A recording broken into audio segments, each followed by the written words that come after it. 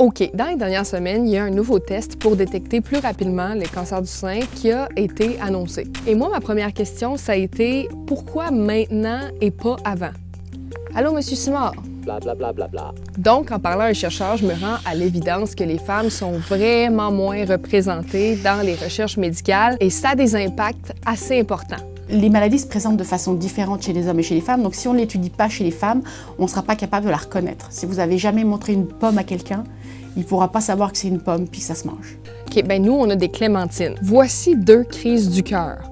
Une faite par un homme, une faite par une femme. Même si ça a l'air pareil, ça ne l'est pas. L'homme va souvent avoir une grosse douleur à la poitrine et éventuellement tomber, alors que la femme va avoir, oui, des douleurs à la poitrine, mais aussi des douleurs au haut du corps, comme le cou, la mâchoire et de la fatigue. Donc, c'est pour ça qu'il va y avoir un retard, par exemple, à l'arrivée à l'hôpital, ou elles vont arriver à l'hôpital quand elles auront le temps, ou quand vraiment la douleur va devenir intense.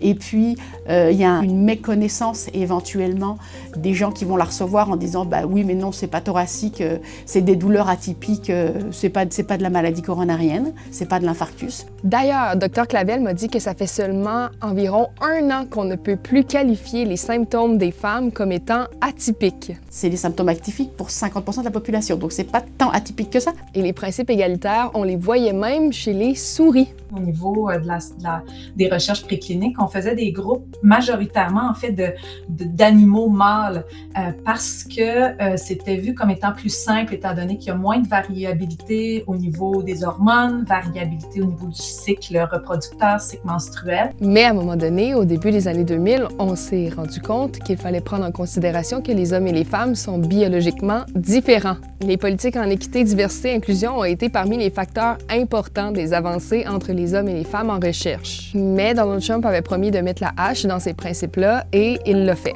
C'est préoccupant, en fait, pour les retombées négatives que ça peut avoir et même au niveau du financement de la recherche. Et ces décisions-là, en fait, c'est que ça amène des impacts négatifs maintenant, mais pour les prochaines années. Mais là, c'est la Journée internationale des droits de la femme et donc, on termine sur une note positive.